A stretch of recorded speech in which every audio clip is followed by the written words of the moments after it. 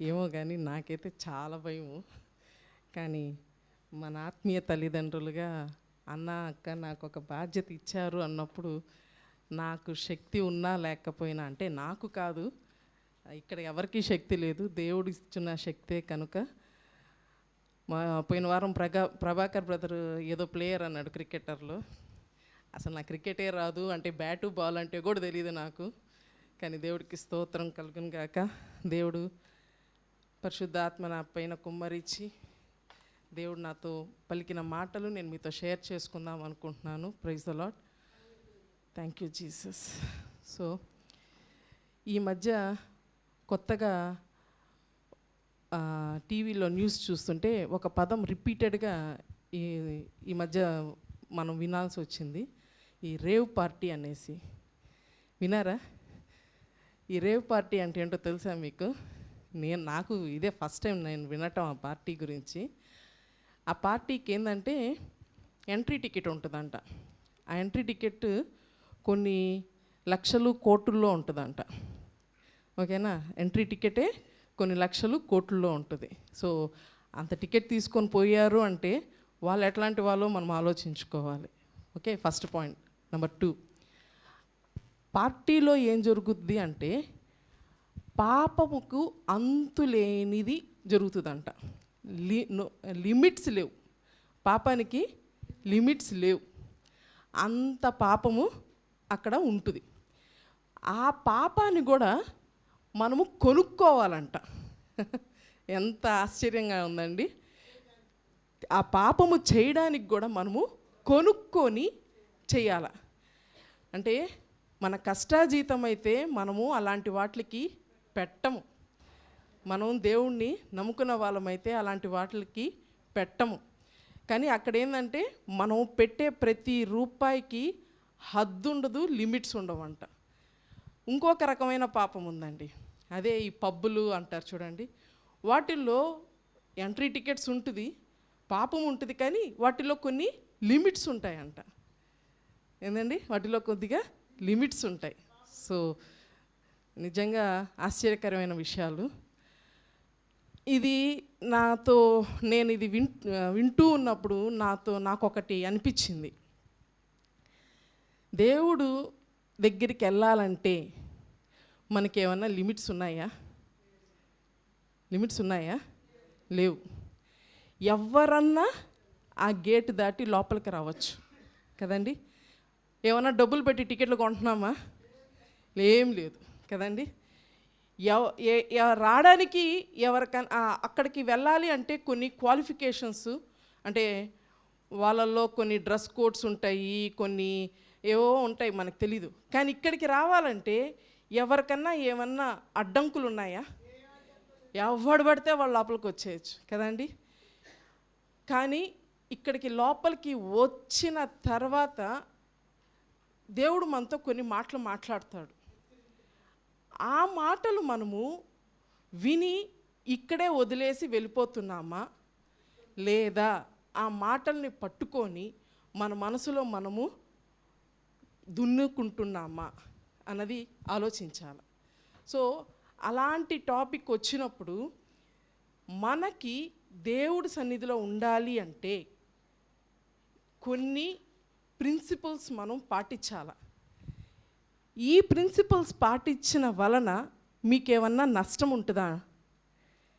నష్టమైతే ఎట్టి పరిస్థితిలో ఉండనే ఉండదు. ఆ పాపాలు మనము డబ్బులు పెట్టి కొని ఆ పార్టీ ఉన్నంతసేపే మనకి ఆ ఎంజాయ్మెంట్, అంతే కదండి. ఆ స్థలం నుంచి బయటకు వచ్చిన తర్వాత ఆ ఎంజాయ్మెంట్ మనలో నుంచి వెళ్ళిపోతుంది. కానీ ఈ ప్రిన్సిపల్స్ మనం కానీ పాటిస్తే మన జీవితాంతము దేవునితో మనం ఎంజాయ్ చేయొచ్చు. హల్లెలూయా. సో ఏంటి ఆ ప్రిన్సిపల్స్ అన్నది మనము ఒక్కసారి పుష్పలత సిస్టర్ దగ్గర చదువుదామని అడుగుదాం. అంటే వాక్యంలో మనకి దేవుడు ఇచ్చున్నాడు కొన్ని బేసిక్ ప్రిన్సిపల్స్ మనమందరము పాటించాలి అన్నది దేవుడు మనకి హెచ్చరిచ్చున్నాడు. అది మనం కొద్దిగా చదువుతాము. కీర్తనలు 15వ అధ్యాయం. ఇది ఎంత చిన్న కీర్తన అండి. ఎన్ని వాక్యాలు ఉన్నాయి దాంట్లో, ఎన్ని వర్సెస్ ఉన్నాయి? 5 వచనాలు ఉన్నాయి. ఈ 5 వచనాలు కానీ మనం పాటించామంటే హల్లెలూయా, మనకి లేని ఆనందము హద్దులు లేవండి. Just 5 verses. దీంట్లో చాలా చాలా మనము దేవుడు మనతో మాట్లాడబోతున్నాడండి. Thank you Jesus. First verse చదవండి సిస్టర్. యెహోవా, నీ గుడారములో అతిథిగా ఉండదగిన వాడెవడు?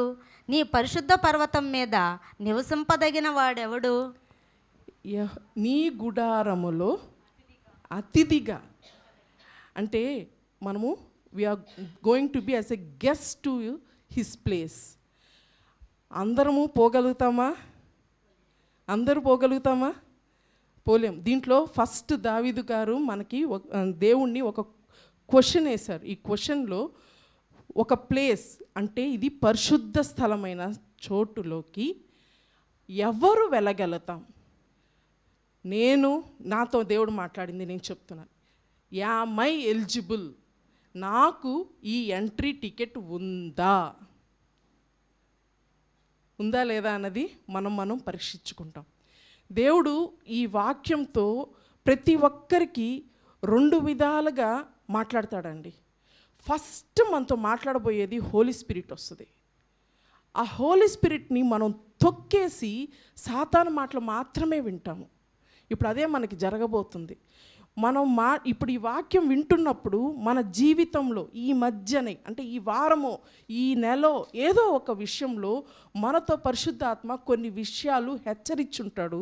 కానీ మనం ఏం చేస్తామంటే దాన్ని తొక్కేసి సాతాను మాటలు మాత్రమే పట్టుకొని ఉంటాము.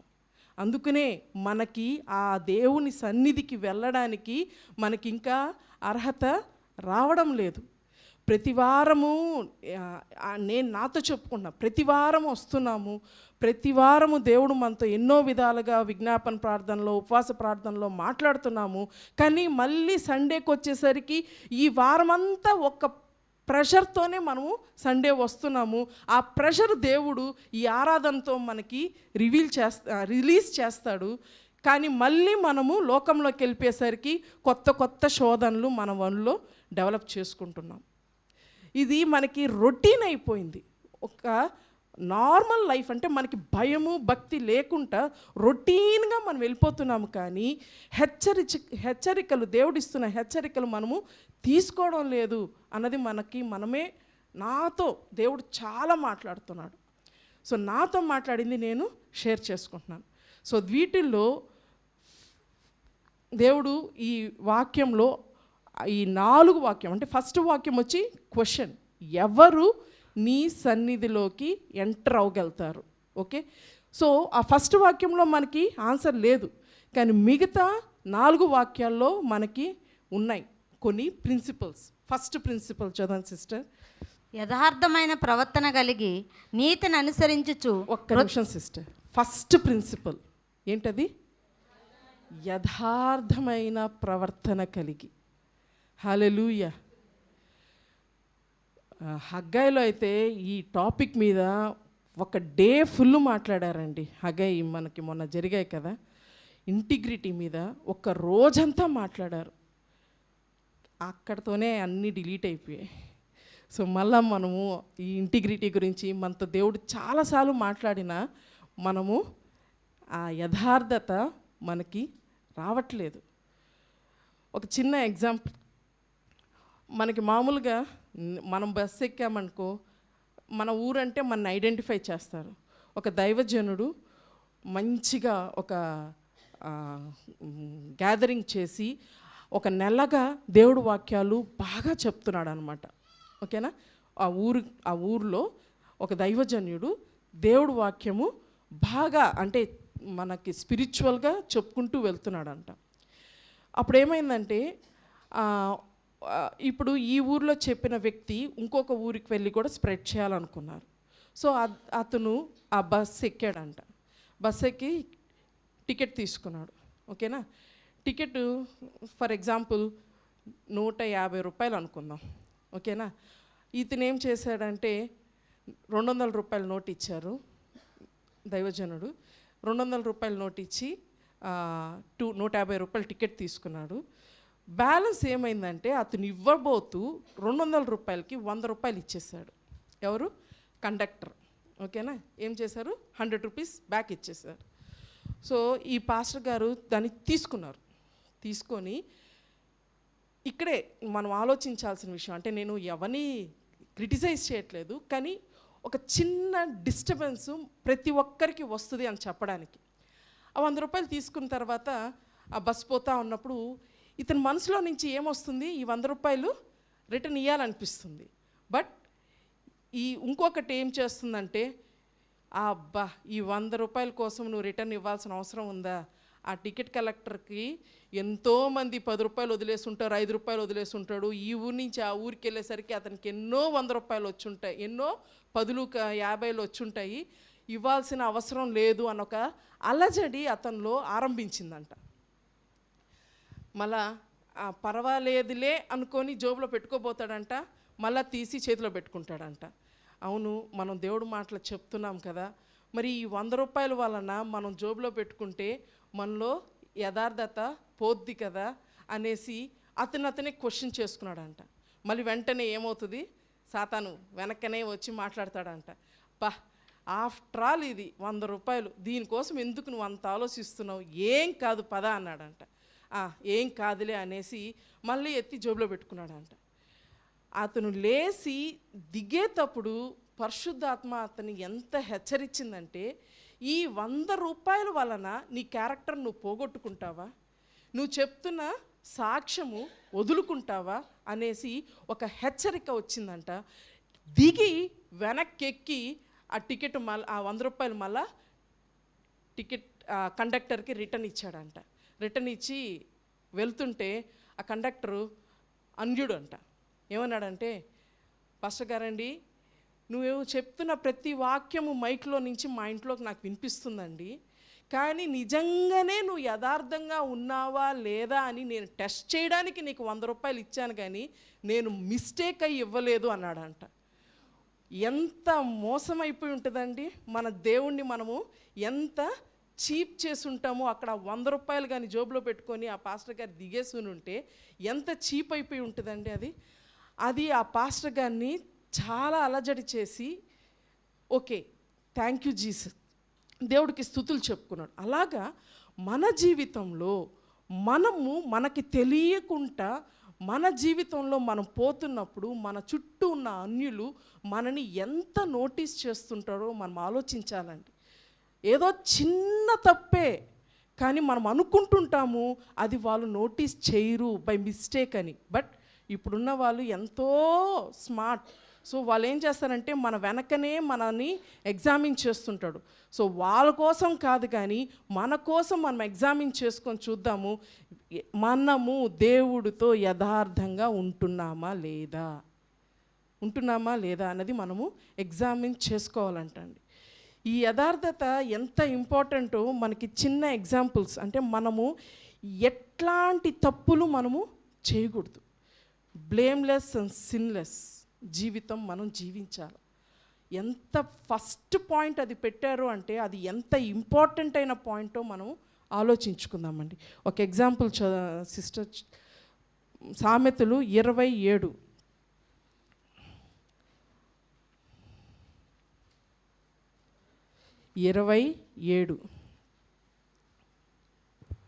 యథార్థవర్తనుడు నీతిమంతుని పిల్లలు వాని లేనంతరము ధన్యులగుదురు, వాని తదనంతరము ధన్యులగుదురు. ఎప్పుడు దాకా అండి ధన్యులు అవుతారు? తదనంతరము మనము ధన్యులుగా ఉంటాం. ఇది నిజంగా నేను ఈ పాయింట్ ఒక్కటే అండి ప్రిపేర్ అవ్వాను. మదన్న వేరే విషయం మీద నాకు ఫోన్ చేశాడు. ఫోన్ చేసినప్పుడు ఒక ఇన్సిడెంట్ మా ఇంట్లో జరిగిందనమాట. అది రోని విషయము. నేను అన్నకి చెప్పానన్నమాట, అన్న ఇట్లా జరిగిందన్న మా ఇంట్లో అంటే, అన్న అన్నాడు, యథార్థత జీవితము నీ ఫ్యామిలీలోనే స్టార్ట్ అవుద్ది శిల్ప. నువ్వు శివ చేసే పనులే నీ బిడ్డ చూస్తాడు. మీరు చేసే పనులే నీ బిడ్డ చూస్తాడు, అవి నేర్చుకుంటాడు. ఒకవేళ ఆ తప్పు, అది నా కొడుకు ఆ రోజు ఏదో మంచి పని చేశాడు, దేవుడికి స్తోత్రం, అది వాడు చేశాడు అంటే ఏదో తెలియనా మంచి గుణము తల్లిదండ్రులుగా మేము నేర్పిస్తున్నాము అన్నది అన్న నాకు చెప్పాడు. అలాంటప్పుడు నాకేమనిపించిందంటే, ఎస్, మన ఫ్యామిలీలోనే మనం యథార్థంగా జీవిస్తున్నామా? Forget about others. నువ్వు చేస్తున్న యథార్థమైన పనులు నీ బిడ్డలు ఫాలో చేస్తారు. మనము చిన్న తప్పే, ఇది చిన్న తప్పే, రేపు పోరా ఆ ఇంట్లోకి వెళ్ళి అది తీసుకురారా, ఏం కాదులే, ఆంటీ వాళ్ళు ఏం చూడరులే, అవి నేర్పిస్తూ ఉన్నామంటే ఏమవుతుంది? వాళ్ళకి అది చిన్న తప్పే, బయటికి వెళ్ళిన తర్వాత అది పెద్దదైనా వాళ్ళకి చిన్నదనే అనిపిస్తుంది. అవునా కదండి? సో ఆ యథార్థత మనము చేస్తున్నది మన ఫ్యామిలీకి బ్లెస్సింగ్గా ఉంటుందండి. నెంబర్ 2, రెండోది చదవ సిస్టర్, నెక్స్ట్ లైన్. అట్టివాడు నాలుకతో కొండెమలాడడు, తన దానికి ముందు ఒకటి ఉంది సిస్టర్, హృదయపూర్వకముగా నిజము పలుకువాడే. ఆమేన్. దానికి ముందు ఫస్ట్ కంటిన్యూ చేసి సిస్టర్. యథార్థమైన ప్రవర్తన కలిగి నీతిని అనుసరించుచు హృదయపూర్వకముగా నిజము పలుకువాడే. ఓకే, సెకండ్ పాయింట్ యథార్థము, తర్వాత నీతిని అనుసరించుచు. నీతి అనేది ఏంటండి? మన గుణాలు, మన వైఖరిత, మన క్రియలు, మన పదాలు, ఈ 4 అనేవి మన నీతి.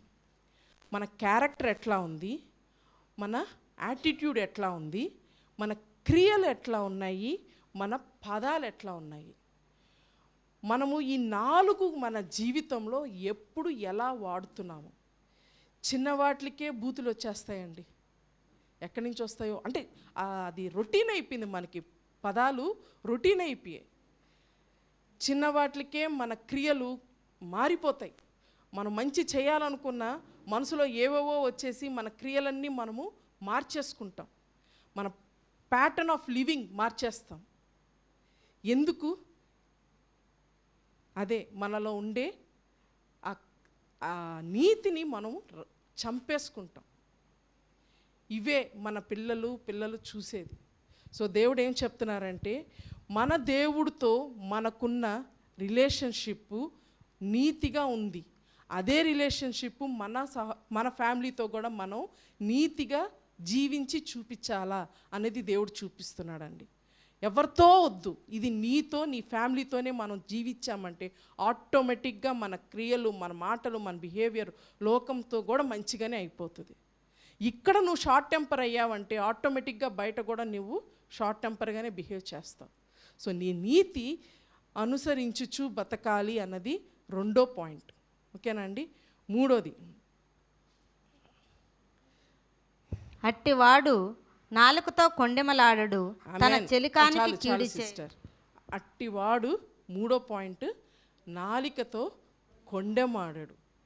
బాబోయ్, అసలుకి ఈ కొండెమాడుట అనేది మన జీవితంలో ఎంత రొటీన్ అయిపోద్దంటే, మనం లైఫ్లో నిజంగానే అబ్జర్వ్ చేసి చూసామంటే గంటలో మనం ఎన్నో కొండాలు ఆడతామండి. ఒక గంటలో, అవునా కదా? కొండాలు అంటే ఏంటి అని ఆలోచించుకుంటున్నావా?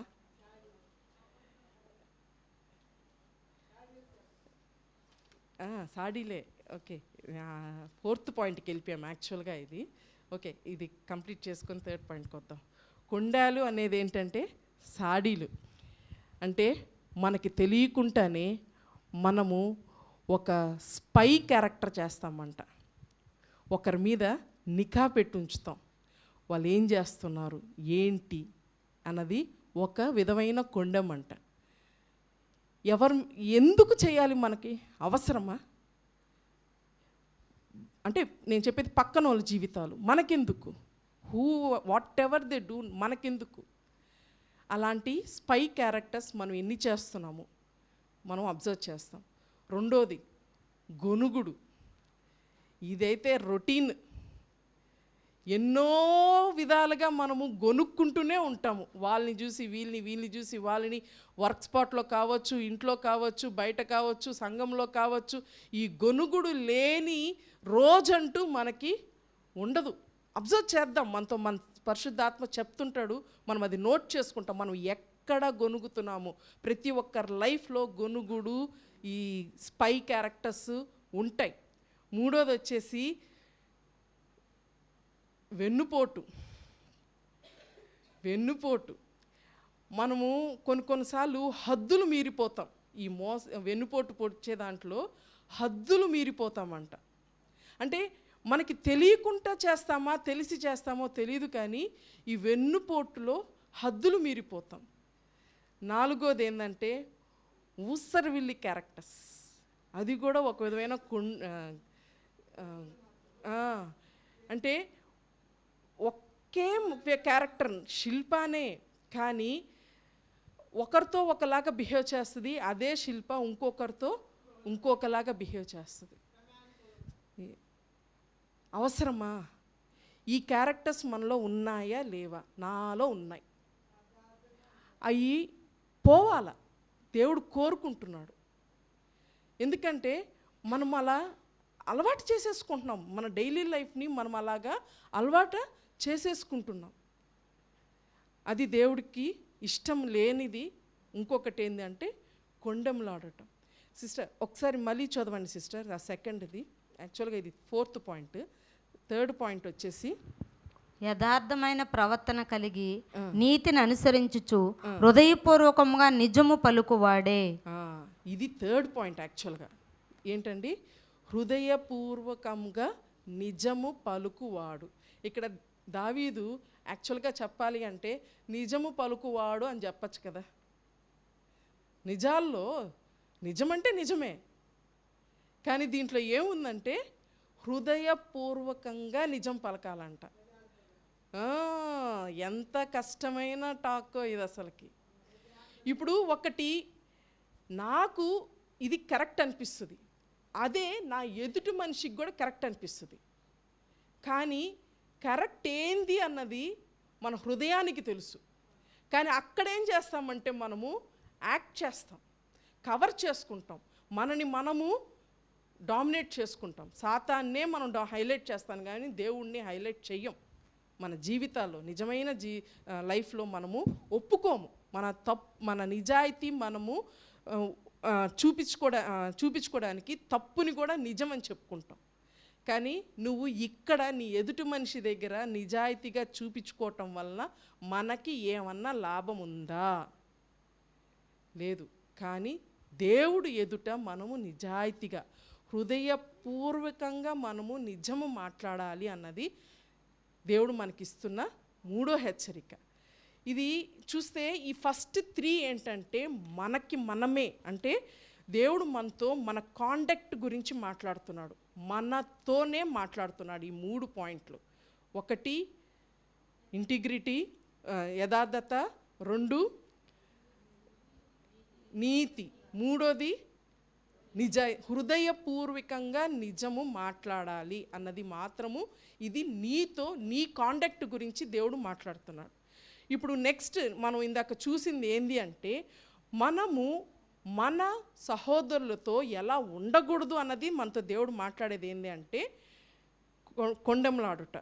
ఫస్ట్ పాయింట్ ఏంటంటే కొండెంలాడుట. నెక్స్ట్ ఏంది సిస్టర్? చదవండి సిస్టర్ ఒకసారి.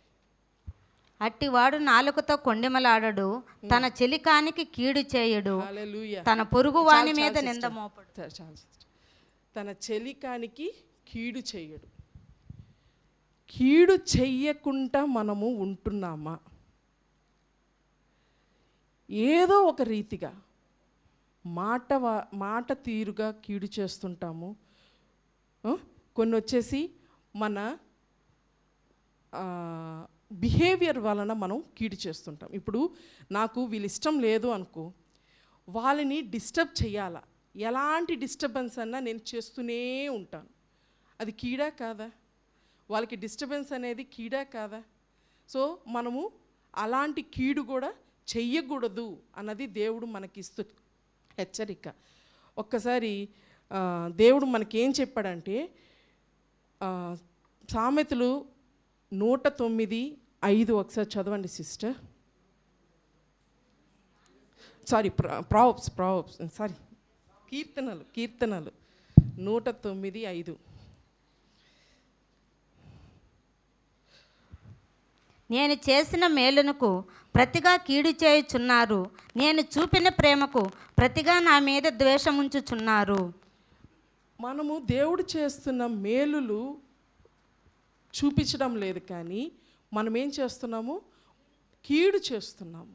ఆయన మేలులు చూపిస్తే మనకి ఏమొస్తుందో కూడా అదే సామెతలు 34:14 చూడండి సిస్టర్. ఏమొస్తుంది? 34:14 కీర్తనలే సిస్టర్.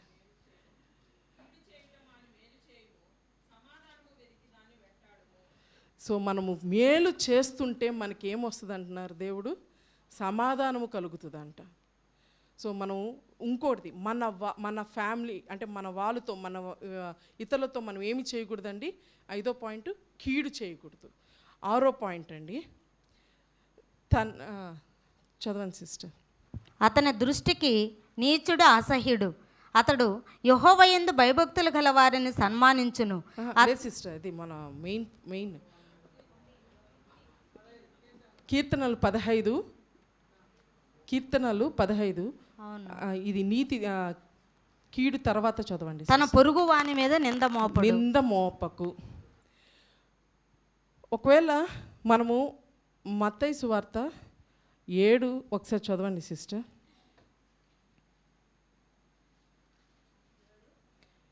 12 నుంచి చదవండి సిస్టర్. కావున మనుషులు మీకు ఏమి చేయవలనని మీరు కోరుదురో అలాగుననే మీరును వారికి చేయుడి, ఇది ధర్మశాస్త్రమును ప్రవక్తల ఉపదేశమునై ఉన్నది కదండి. మనుషులు మనం ఏమి చేయాలో అదే చెయ్యాలని చెప్తున్నారు. నెక్స్ట్ సిస్టర్, ఇది వచ్చేసి యూనివర్సల్ ట్రూత్. ఓకేనా? నెక్స్ట్ అదే చదవండి, అక్కడే నెక్స్ట్ పాయింట్ 13. ఇరుకు ద్వారమున ప్రవేశించుడి, నాశనమునకు పోవు ద్వారము వెడల్పను, ఆ దారి విశాలమునై ఉన్నది, దాని ద్వారా ప్రవేశించువారు అనేకులు. జీవమునకు పోవు ద్వారము ఇరుకును, ఆ దారి సంకుచితమునై ఉన్నది, దాన్ని కనుగొను వారు కొందరే. Sorry, okay. సో మనం ఎలాగా మన పొరుగు వాళ్ళని మనం ఏం చేయకూడదు? నిందించకూడదు అన్నది 6వ పాయింట్. ఓకేనా? సో ఇప్పుడు 7వ పాయింట్కి వద్దామండి. నెక్స్ట్ చదవండి సిస్టర్. అతని దృష్టికి నీచుడు అసహ్యుడు, అతడు యెహోవా యందు సిస్టర్, ఇది 7th పాయింట్. అతని దృష్టికి నీచుడు అసహ్యుడు అంటే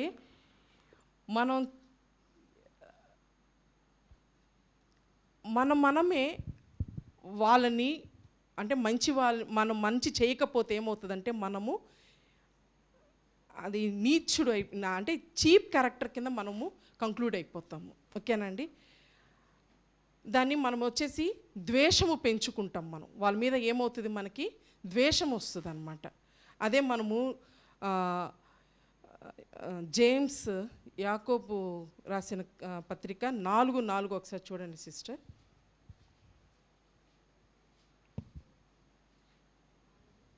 4. వ్యభిచారిణులారా, ఈ లోక స్నేహము దేవునితో వైరమని మీరు ఎరుగరా? కాబట్టి ఎవడు ఈ లోకములో స్నేహము చేయగోరును వాడు దేవునికి శత్రువగును.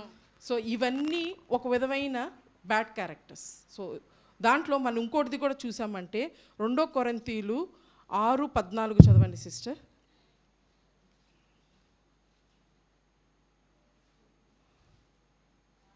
14. మీరు అవిశ్వాసులతో జోడుగా ఉండకొడి, నీతికి దుర్నీతితో ఏమి సాంగత్యము?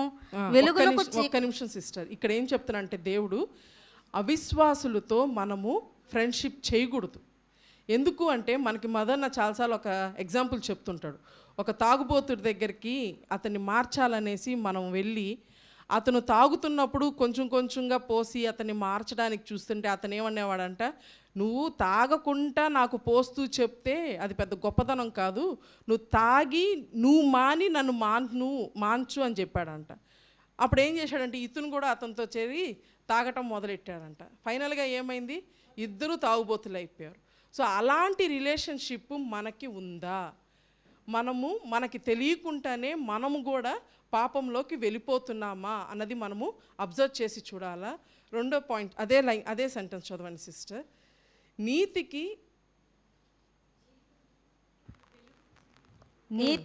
దుర్నీతితో ఏమి సాంగత్యము, వెలుగునకు చీకటితో ఏమి పొత్తు. అంతే కదండి. నీతికి దుర్నీతికి టోటల్గా అవి రెండు ఆపోజిట్స్. అలాగే లైట్కి డార్క్నెస్, వెలుగుకి చీకటికి అవి రెండు ఎప్పటికీ ఒకటి అవ్వవు, అంటే అవన్నీ ఆపోజిట్స్. సో అలాగా మనము కూడా ఇలాంటి అవినీతి దృష్టిలకంతా మనము దూరంగా ఉండాలి. మనము సపరేట్, మనకి వాళ్ళకి డిఫరెన్స్ ఉండాలి అన్నది 7వ పాయింట్ అండి. అలాగే 8వ పాయింట్, ఇప్పుడు 15th చాప్టర్ చదవండి సిస్టర్. 5వ అతడు ప్రమాణము చేయగా నష్టము కలిగి సిస్టర్ అంతకుముందు అతడు యెహోవా యందు భయభక్తులు గల వారిని సన్మానించును. ఎవరిని సన్మానిస్తాడండి? యెహోవా యందు భయభక్తులు కలిగిన వారికి మాత్రమే సన్మానించడం జరుగుతుందంట. అందరికీ రాదది. మనం యెహోవా యందు భయభక్తులు గలగవారు అంటే ఎవరు? ఎలాంటి వాళ్ళు యెహోవా యందు భయభక్తులు కలిగి ఉంటారు? దేవుడు మాటలు చెప్పే వాళ్ళందరము, ప్రతి ఒక్కరూ దేవుడిని వెంబడించే వాళ్ళందరూ కూడా దేవునికి సన్మానించే వాళ్ళం అవుతాం. మరి వాళ్ళల్లో మనం ఉంటున్నామా? మనకి ఆ క్యారెక్టర్ ఉందా అన్నది కూడా మనం చూసుకోవాలని దేవుడు హెచ్చరిస్తున్నాము. అలాగే 9వ క్యారెక్టర్కి వెళ్దామండి. అతడు ప్రమాణము చేయగా నష్టము కలిగినను మాట తప్పడు. ఇదేంటండి? ఒక ప్రామిస్ చేస్తే ఆ ప్రామిస్లో అతనికి ఏమన్నా నష్టం జరిగినా ఆ ప్రామిస్ అంట వదులుకోడంట. మాట ఇచ్చాడు, ఆ మాట కొన్ని సిట్యువేషన్స్లో మంచిగా ఉన్న రోజుల్లో మనం మాట ఇచ్చేస్తాం, కానీ ప్రతి ఒక్కరికి కొన్ని అప్స్ అండ్ డౌన్స్ వస్తాయి. వచ్చిన తర్వాత ఆ మాటని నిలబెట్టుకుంటున్నామా లేదా అన్నది మనం చూస్తే మనము నిలబెట్టుకోం. కానీ కొందరు ఏం చెప్తున్నారు, దేవుడు ఏం చెప్తున్నారు అంటే, కొందరు ఉన్నారు వాళ్ళ టఫ్ టైం, వాళ్ళు ఎంత నష్టపోయినా నీకు మాట ఇచ్చారు కనుక నువ్వు నిలబెట్టుకున్నావంటే ఆ నిలబడిన దానివల్ల నువ్వు ఏమాత్రము నష్టపోవు, నీకు ఆ బ్లెస్సింగ్స్ నీకు వస్తాయి అన్నది దేవుడు చెప్తున్నది. 9వ క్యారెక్టర్ ప్రిన్సిపల్. అదే 10వది చదవండి సిస్టర్. తన ద్రవ్యము వడ్డీకి ఇయ్యడు, తన ద్రవ్యము వడ్డీకి ఇవ్వడు. నేను డివైస్ కాలనీకి వచ్చిన కొత్తల్లో నాకు అప్పుడు దాకా వడ్డీ అనే పదం తెలియదు, మా ఇంట్లో అంతా అవన్నీ మనకి తెలియదు అనమాట. వచ్చిన కొత్తల్లో ఒక వ్యక్తి, నేనే అనుకుందాం, శిల్ప 1,00,000 రూపాయలు రోనీకి ఇస్తుంది. ఎందుకు ఇస్తుందంటే, 1.5 రూపాయి వడ్డీకి నువ్వు తిప్పుకోరా, దాంట్లో పావలా నువ్వు పెట్టుకో, పావలా నాకు ఇవ్వు. అర్థమైంది కదండి? 1.5 రూపాయలు పావలా నువ్వు, 1 పావలా నాది అనేది వడ్డీకి ఇస్తున్నాడు అనమాట. ఈ రోని ఏం చేస్తున్నాడంటే, ఈ 1.5 రూపాయికి తీసుకున్న వడ్డీ ఇంకొకరికి ఇస్తున్నాడు 3 రూపాయల వడ్డీకి. ఏమవుతుంది అది? నేనేమో 1.5కి ఇచ్చాను, రోని ఏమో 3 రూపాయల వడ్డీకి ఇచ్చాడు. రోని శివకి ఇచ్చేది 3 రూపాయలు అయితే శివ దాన్ని తండలకి మార్చుకోవటం మొదలెట్టాడు. అదేమవుతుంది, రోజుకి డబ్బులు అతనికి ప్రాఫిట్ వస్తుంది కదండి. కానీ దేవుడు ఏం చెప్తున్నాడంటే, ఒకరు నీ దగ్గరకు వచ్చి మనీ విషయంలో హెల్ప్ అడిగాడు అంటే వాడు దేంట్లో ఉన్నాడు? కష్టంలో ఉన్నాడు. మనీ అనే కష్టంలో ఉన్నాడు. అలాంటి వాడి దగ్గర ఆ కష్టాన్ని మనం ఏం చేస్తున్నాము, ఇంకా భారము పెంచుతున్నాము. పెంచి ఏం చేస్తున్నాము, అతనికి ఇంకా భారం ఇస్తున్నాము. కానీ దేవుడు ఏం చెప్తున్నాడంటే, అలాంటివి చెయ్యకూడదంట. మనం వడ్డీకి ఇవ్వకూడదు. ఈ గవర్నమెంట్ ఇచ్చే స్కీమ్స్ కాదు నేను చెప్పేది, జనరల్గా చెప్తున్నాను. మనం అందరము మిడిల్ క్లాస్ ఫ్యామిలీస్ కొంచెం డబ్బులు సేవ్ చేసుకోవటం అవి కాదు నేను చెప్పేది. రొటేట్ చేస్తుంటాం డబ్బులు ఒకరికొకరికి ఇచ్చి, ఇలాగా రొటేట్ చేయటం మాత్రం దేవుడికి ఇష్టం లేని ప్రిన్సిపల్ అంట. మన పరిశుద్ధాత్మ చెప్పిన మాట ఇది, నేను చెప్పలేదు. ఓకేనండి. అది ఒకసారి సామెతలు 19:17 చదవండి సిస్టర్.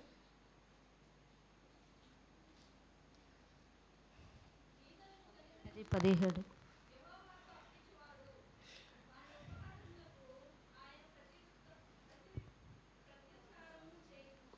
అంటే ఏంటి, మనము ఉపకారం చేసిన వాళ్ళకి మనకే మళ్ళీ పే బ్యాక్ మనకే వస్తాయంట. మనము అలాంటి వాళ్ళకి అవసరానికి డబ్బులు ఇచ్చినప్పుడు ఏమవుతుందంటే వాళ్ళకి ఇచ్చిన వలన దేవుడు మనకే రిటర్న్ ఎక్స్ట్రా ఆ వడ్డీ, ఒకవేళ నేను ₹1.5 ఇచ్చుంటే దేవుడు నాకే ₹3 వడ్డీ వచ్చేటట్టు నాకు లాభం ఇస్తాడంట.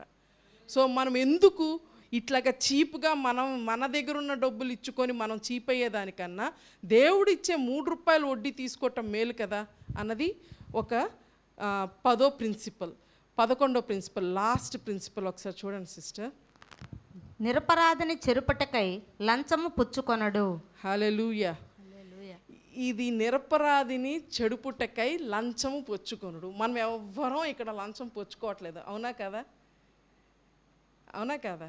మనకెందుకంటే మనకు అవకాశాలు లేవు, అవునా కదా?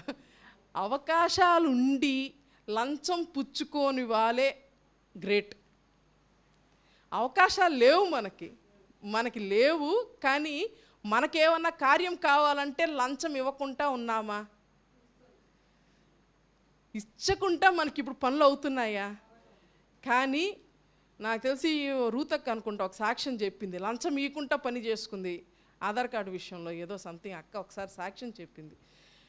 ఇప్పట్లో ఎలా ఉంది అంటే లైఫ్ స్టైలు, ఏదన్నా లంచం ఇవ్వకుండా పని అవ్వదు. కానీ దేవుడు చెప్పేది ఏంటంటే ఇవ్వకూడదు, తీసుకోకూడదు. దేవుడికి అప్పచెప్తే ఆ పని అవుతుందేమో, కానీ మనం ఇవ్వకూడదు, తీసుకోకూడదు. ఇప్పట్లో ఇంకొక రకమైన లంచాలు వచ్చేసాయి పిల్లల దగ్గర. సెల్ ఫోన్, అన్నం తినాలంటే లంచం, సెల్ ఫోన్. మమ్మీ నువ్వు 1 అవర్ సెల్ ఫోన్ ఇచ్చావంటే నేను ఇదంతా తినేస్తాను మమ్మీ అంటుంటారు. దానికి మనం ఏం చేస్తున్నాము? లంచం ఇచ్చేస్తున్నాము. ఆ లంచం వల్ల ఏమవుతుంది? వాళ్ళకే డేంజర్. అది వాళ్ళకి డేంజర్ అంటే మనకు కూడా డేంజర్. సేమ్ థింగ్ లైఫ్ అనేది అంతే. లంచం అనేది దేవుడికి ఇష్టం లేని ఒక ప్రిన్సిపల్. సో దీంతో దావీదు మహారాజుకి కంక్లూషన్కి రాలేకపోయాడు. ఎందుకంటే ఇంకొన్ని క్యారెక్టర్స్ మనలో ఇంకా ఉన్నాయి. అవి దేవుడు అతనికి సామెతలు 24లో 3వ వాక్యం ఒకసారి చూడండి సిస్టర్.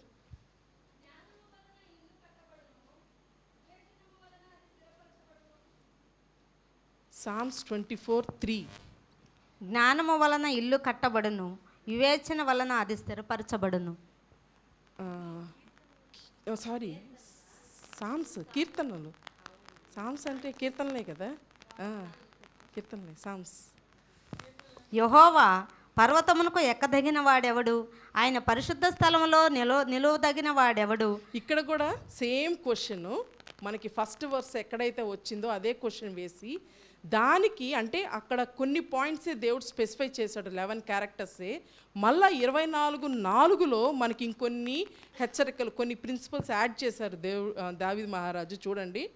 వ్యర్థమైన దాని యందు మనసు పెట్టకయు. చాలు సిస్టర్, ఏదండి? వ్యర్థమైన దానిని మనసు పెట్టద్దు అంటున్నారు. ఊరికే కూర్చొని సెలవు చూస్తూ అమెజాన్ కానీ కొడతా ఉన్నామంటే ఆఫరింగ్స్, అంటే ఏంటి దాన్ని ఏమంటారు, ఆఫర్స్ ఉన్నాయి, ఈ ఆఫర్ ఇది కొంటే అది ఫ్రీ, అది కొంటే ఇది ఫ్రీ అంటే మనం ఏం చేస్తాము?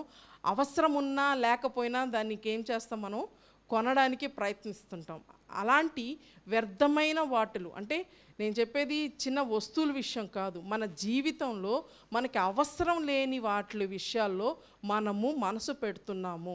పక్కింటి వాళ్ళ విషయాల్లో లేదా ఆఫీస్లో వాళ్ళు చేసే పనులు, వీళ్ళు చేసే పనులు, అవన్నీ మనకి అవసరమైన లేని విషయాల్లో మనము మనసు పెడుతున్నాము అన్నది కూడా 12th ప్రిన్సిపల్ దేవుడు ఇచ్చాడు. అంటే మనకు యాక్చువల్గా ఇంకా మనసులు దావీదు మహారాజుకి పరిశుద్ధాత్మ చెప్పారు మనం ఇంకా ఇంకా ఇంకా మార్చుకోవాల్సిన విషయాలు. ఇంకొకటి సిస్టర్, అదే సిస్టర్, కపటముగా ప్రమాణము చేయకయు నిర్దోషమైన చాలు ఏం చేయకూడదండి? కపటముగా ప్రమాణము చేయటం అంటే రాంగ్ ప్రామిసెస్. ఎగ్జాక్ట్లీ. ఇప్పుడు నువ్వు ఒక ఎదుటి మనిషి ఒక ఆశతో నా దగ్గరకు వస్తాడు, నేను చేస్తాను అని చెప్తారు, శిల్ప చేయగలుగుతుంది అనేసి ఎదుటి మనిషి వస్తారు. కానీ నేనేం చేస్తానంటే అది చేస్తాను సిస్టర్ అని చెప్పి నేనేం చేస్తాను, చెయ్యను. అంటే రాంగ్ ప్రామిసెస్ ఎవరికి మనము చేయకూడదు. అది ఏ రిలేషన్ అన్నా కావచ్చు, రాంగ్ ప్రామిసెస్ చేయకూడదు. ఓకేనా? నెక్స్ట్ అదే దాంట్లో చదవండి సిస్టర్. నిర్దోషమైన చేతులను శుద్ధమైన హృదయమున కలిగి ఉండువాడే. హల్లెలూయా. ఇది 15th పాయింట్. నిర్దోషమైన చేతులు అంటే మన చేతులు ఏం చేస్తున్నాయి, తెలియకుండానే మన చేతులు ఎన్ని తప్పులు చేస్తున్నాయి. కొందరికి కొన్ని ఇంటెన్షన్గా చేయకరు, కానీ అదొక మేనరిజంగా చిన్న చిన్న తప్పులు మనం చేసేస్తుంటాం. అలాంటి నిర్దోషమైన పనులు మనము చేయకూడదు. మన హృదయం ఎప్పుడు శుద్ధముగా ఉండాలి అన్నది దేవుడు ఎక్స్పెక్ట్ చేస్తున్నాడండి. ఇవన్నీ చేస్తే మనకేమవుతుందో కూడా దేవుడు చెప్పున్నాడు. అదే 15th లాస్ట్ లైన్ చదవండి సిస్టర్. ఈ ప్రకారము చేయువాడు ఎన్నడనూ కదల్చబడడు. హల్లెలూయా. సో ఏంటండి, ఈ 15 ప్రిన్సిపల్స్ కానీ మనం ఫాలో అవుతే మనం ఎప్పుడు దేవుడు దగ్గర నుంచి మనకి ఎలాంటి డిస్టర్బెన్స్ మనకి దేవుడికి ఉండవు. మన శుద్ధంగా అంటే మన మన బాడీ, మైండ్, క్యారెక్టర్స్, బిహేవియర్స్ అన్నీ ఏమవుతాయంటే దేవుడు కంట్రోల్లోకి వెళ్ళిపోతాయి. సో మనకి ఎన్ని ప్రిన్సిపల్స్ ఉన్నాయి ఇప్పుడు టోటల్గా? 15 ప్రిన్సిపల్స్. మనతో ఈ 15 ప్రిన్సిపల్స్ మనం ఫాలో అవుతున్నామా లేదా అనేది మనము ఆలోచించుకొని దేవుణ్ణి అడుగుదాము. దేవా, ఈ ప్రిన్సిపల్స్ ఫాలో అయ్యే శక్తిని నాకు దయచేయమని మనం దేవుణ్ణి అడుగుదామండి. కళ్ళు మూసుకోండి, చిన్న ప్రార్థన చేసుకొని ముగించుకుందాం. Thank you Jesus. అవును నాయనా దేవా, నీ సన్నిధిలో మేము గడపడానికి నువ్వు ఇచ్చిన ఈ 15 ప్రిన్సిపల్స్ చిన్నవి కాదు, చాలా కష్టం. కానీ ఫాలో అయ్యే శక్తి నువ్వు మాత్రమే మాకు ఇస్తావు తండ్రి. మరి ఈ శక్తిని నువ్వు మాకు దయచేయవా తండ్రి. నిలబడే శక్తి మాకు దయచేయి తండ్రి. ఇలాంటివి మాలో జీవితంలో ఎన్నో విధాలుగా సాతాను అలజడులు తీసుకొస్తుంటూ ఉంటుంది దేవా. కానీ దేవా, మేము నిలబడాలి దేవా. మాకు తెలియకుండానే మా పరిశుద్ధాత్మని మేము తొక్కేస్తూ సాతాను చేయి పట్టుకొని నడుస్తున్నాము దేవా. నువ్వు ఇస్తున్న హెచ్చరికలు మేము తీసుకోవడం లేదు దేవా. ఎందుకు మాకే తెలియట్లేదు. ప్రతి వారము వాక్యం వింటున్నాము, మళ్ళీ జీరోకి వెళ్ళిపోతున్నాము. ప్రతిరోజు మేము ఇక్కడ ఉన్నంత వరకు ఎస్ జీసస్ మేము ఇట్లా జీవించాలా, నీకు నచ్చినట్టు జీవించాలా, నీకు నచ్చినట్టు మేము జీవించాలా అనుకుంటూ ఉంటాము. కానీ గేటు దాటగానే జీరోకి వెళ్ళిపోతున్నాం తండ్రి. ఎట్లా అయితే లోకరీతిగా పార్టీసు ఆ స్థలంలో ఉన్నంత వరకే ఎంజాయ్మెంటో, బయటకు వెళితే జీరో అయిపోతాము, అలాంటి లోకంలోనే మేము నీ ఎంజాయ్మెంట్ని కూడా వదులుకుంటున్నాము తండ్రి. నీతో ఉండాల్సిన రిలేషన్షిప్స్ కూడా వదులుకుంటున్నాం దేవా. మమ్మల్ని క్షమించి దేవా, మాలో ఈ ప్రిన్సిపల్స్ డెవలప్ చేసుకునే క్యారెక్టర్ మాకు దయచేయమని తండ్రి, కుమార, పరిశుద్ధాత్మ పేరున ప్రార్థించి పెట్టుకుంటున్నాం తండ్రి. ఆమేన్. Thank you.